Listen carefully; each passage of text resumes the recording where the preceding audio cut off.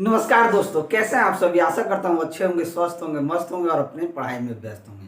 तो चलिए स्वागत करता हूँ आपका अपना यूट्यूब चैनल मैथ अड्डा सारण में। फिर मैं हाजिर हो गया एक नया सेशन लेके। और इस सेशन में यानी कि भारतीय संविधान से जितने भी अनुच्छेद रेलवे जो है बार बार पूछता है, ये जितना भी अनुच्छेद मैं लेके आया हूँ यही रेलवे पूछता है, इससे बाहर कुछ नहीं पूछता है। अगर आप वीडियो को अंत तक देख लीजिएगा तो आपका 1 से 2 मार्क्स यहाँ से पक्का ही पक्का है। सीधे डायरेक्ट 5 से 6 मिनट में आपको 2 मार्क्स पक्का। हर बार अनुच्छेद यही पूछेगा और इसमें हम बहुत सारे अनुच्छेद को लेके एकदम निचोड़ लेके आए हैं। तो चैनल पर नए हैं तो चैनल को सब्सक्राइब कर लीजिएगा, बेल आइकन को दबा लीजिएगा और वीडियो अच्छा लगे तो अपने इस भाई के लिए लाइक कर दीजिएगा। ये पूरा इंपॉर्टेंट ग्रुप डी के लिए महत्वपूर्ण अनुच्छेद है। इसके बाद हम देखने वाले हैं संविधान के प्रमुख भाग जो होता है, भाग से क्वेश्चन पूछता है, वो देखने वाले हैं। मौलिक अधिकार जितने भी हैं उन सभी मौलिक अधिकार को एक एक देखेंगे और स्वतंत्रता का अधिकार कितना है ये सभी देखेंगे। तो वीडियो को अंत तक देखिएगा। आइए हम शुरू करते हैं अनुच्छेद 1 से। अनुच्छेद 1 की बात की जाए तो इसमें संघ, नाम, राज्य, क्षेत्र का जिक्र किया गया है। अनुच्छेद 2 की बात की जाए तो नया राज्य का गठन या कहिए कि प्रवेश, यानी कि नया राज्य जो बनेगा ये अनुच्छेद 2 के तहत ही बनता है। अनुच्छेद 12 से 35 तक क्या है तो हमारा मौलिक अधिकार जो है ये आपका अनुच्छेद 12 से लेके 35 तक क्या है हमारा मौलिक अधिकार है। अगर अनुच्छेद 5 से 11 की बात की जाए तो नागरिकता की बात जो की गई है ये अनुच्छेद 5 से 11 के बीच में नागरिकता की बात की गई है। अनुच्छेद 14 की बात की जाए तो विधि के समक्ष समानता की जिक्र जो की गई है अनुच्छेद 14 में किया गया है। अनुच्छेद 17 की बात की जाए तो अस्पृश्यता का जो अंत हुआ है यानी छुआछूत का जो अंत हुआ है ये अनुच्छेद 17 से अंत हुआ है। अनुच्छेद 21 जो है इसमें प्राण एवं दैहिक स्वतंत्रता के लिए जिक्र किया गया है। और अनुच्छेद 23 में बाल श्रम प्रतिषेध है, यानी कि बाल जो बच्चा को लोग काम कराता है यही बाल श्रम जो है अनुच्छेद 23 में बात किया गया है। अनुच्छेद 24 में बच्चों का जो शोषण होता है ये अनुच्छेद 24 में उसका जिक्र है। और अनुच्छेद 36 से 51 तक राज्य के नीति निर्देशक तत्व की बात जो की गई है ये आपका अनुच्छेद 36 से 51 तक में किया गया है। अगर बात करें अनुच्छेद 40 की तो ये ग्राम पंचायत का संगठन जो होता है ये अनुच्छेद ग्राम पंचायत से, पंचायती राज से बहुत सारे प्रश्न पूछे गए हैं। ठीक है, पंचायती राज से भी कुछ वीडियो मैं पहले बनाया हूँ और अभी भी बनाने वाला हूँ। ठीक है, अनुच्छेद 45 से बच्चों के लिए निःशुल्क शिक्षा का जो जिक्र किया गया है ये अनुच्छेद 45 में किया गया है। अगर अनुच्छेद 51 क की बात की जाए तो ये मूल कर्तव्य से संबंधित है। अनुच्छेद 52, ये जितने भी अनुच्छेद है ये बहुत इंपॉर्टेंट है। अनुच्छेद 52 भारत के राष्ट्रपति का जिक्र अनुच्छेद 52 में है। अनुच्छेद 54 के तहत राष्ट्रपति का निर्वाचन जो होता है, राष्ट्रपति का निर्वाचन किससे संबंधित होता है ये अनुच्छेद 54 से संबंधित होता है। अनुच्छेद 61 की बात की जाए तो राष्ट्रपति पर महाभियोग जो लगता है ये आपका अनुच्छेद 61 से लगता है। ये राष्ट्रपति से रिलेटेड जो क्वेश्चन है ये बहुत इंपॉर्टेंट बनते ही बनते हैं। अनुच्छेद 72 के अंतर्गत राष्ट्रपति को क्षमादान का शक्ति है। अगर आपको फांसी की भी सजा दी गई है तो राष्ट्रपति चाहे तो आपको माफ कर सकता है, यानी कि वो जो फांसी की सजा है वो माफ कर सकता है अगर राष्ट्रपति चाहे तो। अनुच्छेद 72 के तहत राष्ट्रपति को क्षमादान की शक्ति होता है। अनुच्छेद 74 के तहत अनुच्छेद 74 में भारत के प्रधानमंत्री का जिक्र किया गया है।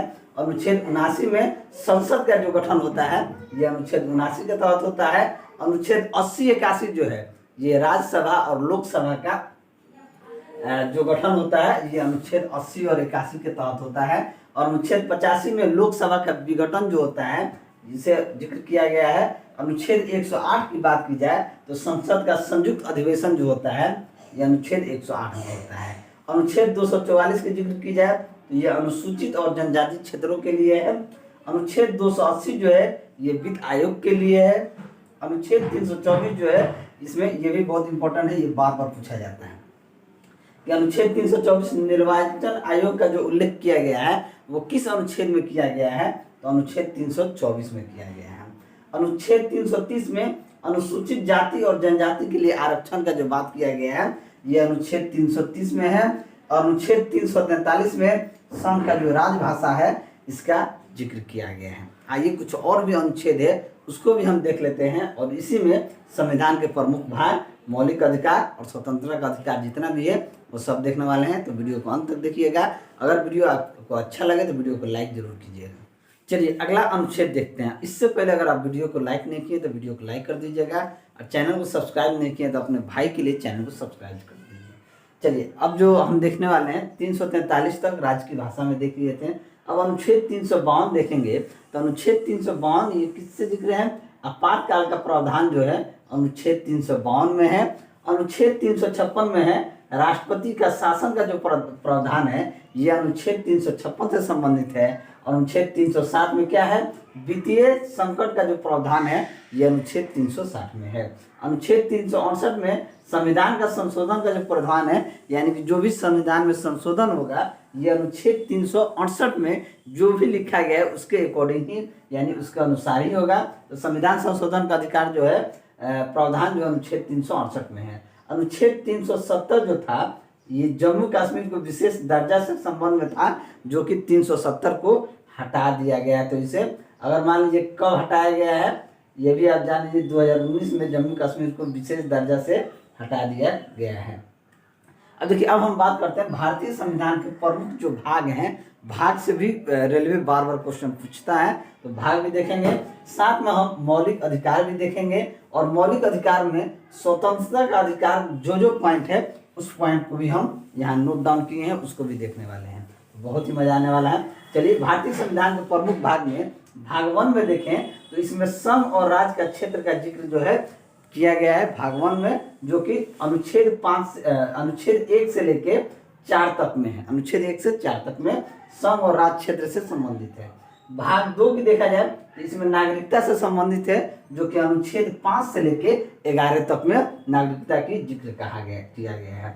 भाग 3 की बात करें तो इसमें मौलिक अधिकार से संबंधित है, यानी कि जितने भी मौलिक अधिकार जो हैं ये अनुच्छेद 12 से लेके 35 तक में संबंधित हैं, लेकिन भाग 3 में है।